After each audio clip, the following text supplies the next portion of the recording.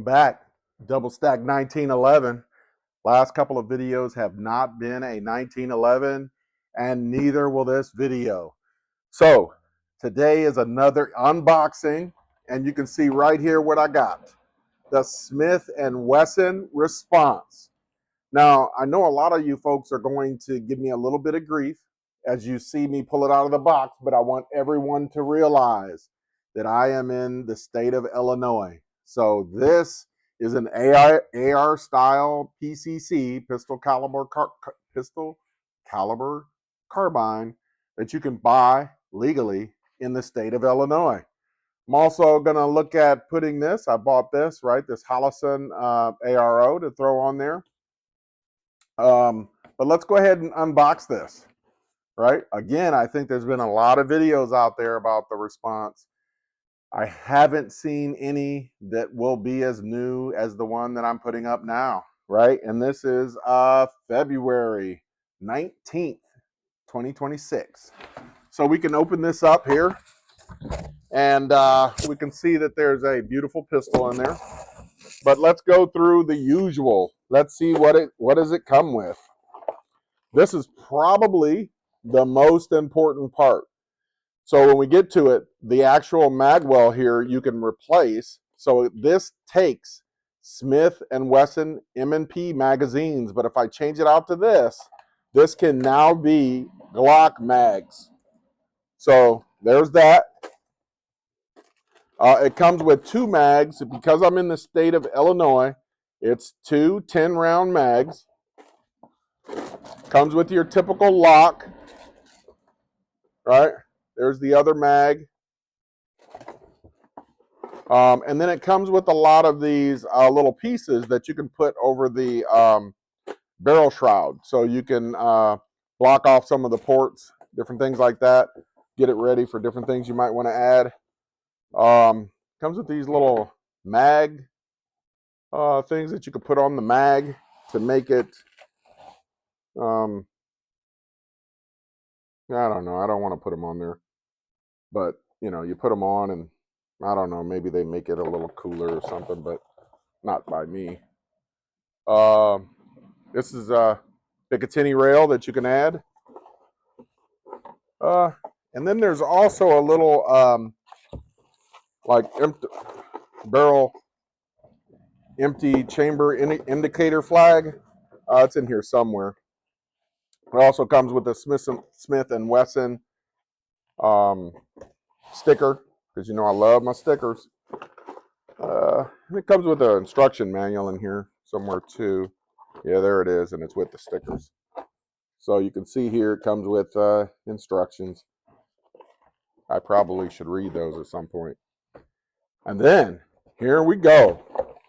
The actual Smith & Wesson Response. Let me move the box out of the way.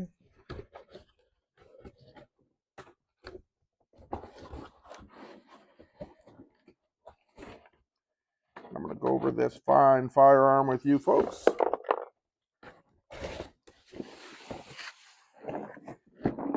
So some of you guys will get a firearm very similar. I believe it's like a 16-inch barrel.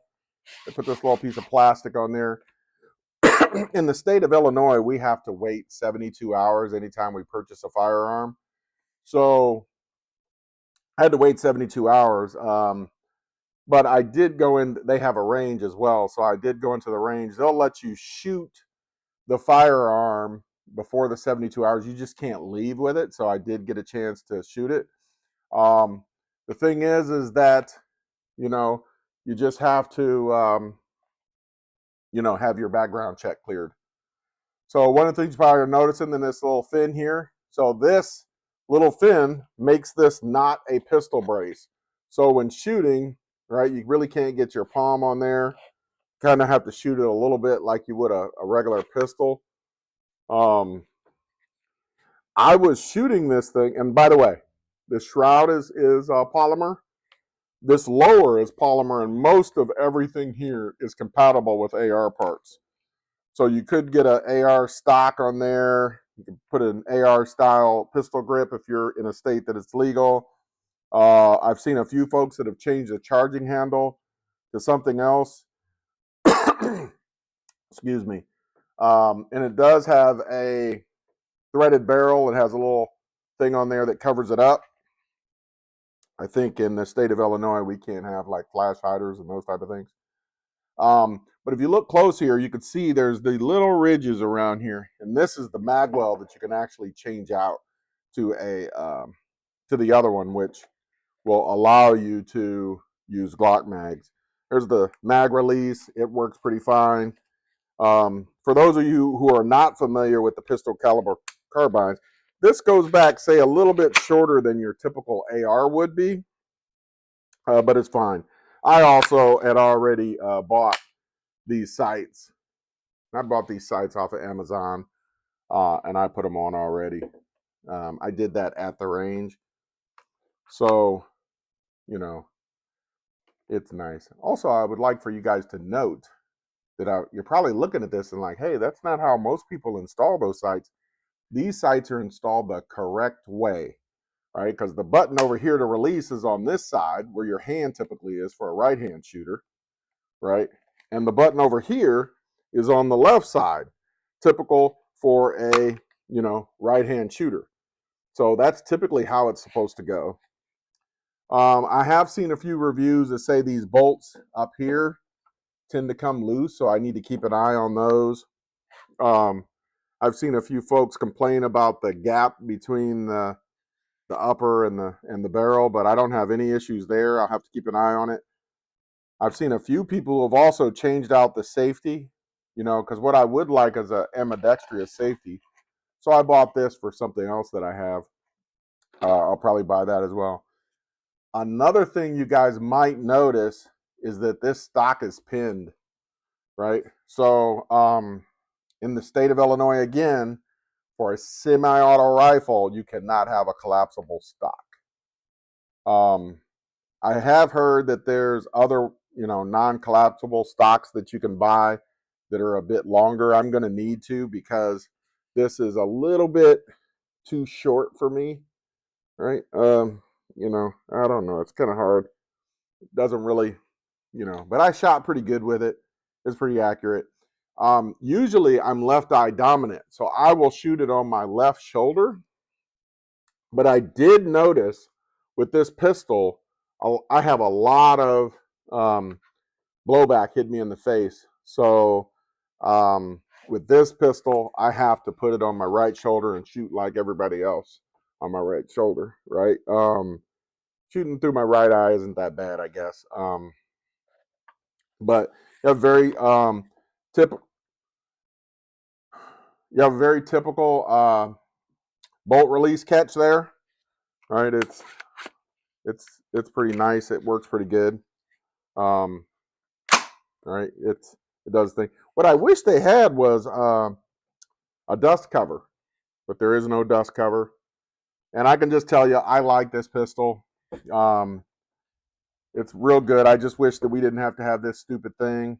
And I wish I could have a non-collapsible stock. I'm going to be looking at ordering a stock that's a bit longer but pinned as well, so I can stay compliant. It's real nice. As promised, I didn't look it up, but I will post over here what Smith & Wesson's support usually looks like. It's all great when we buy these firearms and everything works awesome and good and great, but what happens when you have a problem, right? It's not like you're buying a little $25, $30 thing off of Amazon. You want to be able to have support when things go wrong. There was a recall about a year ago on these things where like it would not go fully in the battery, but yet it would hit the firing pin, and they replaced all of those, or at least the different parts and things like that. So, hey, I'm gonna give the reviews as well to what the support is like. I love this firearm so far, other than the Illinois crap that they put on it. But make sure you like and subscribe. I really would love to see more people subscribe so I can get my numbers up, and make sure to leave comments. What do you think about this? Because this is basically California compliant as well.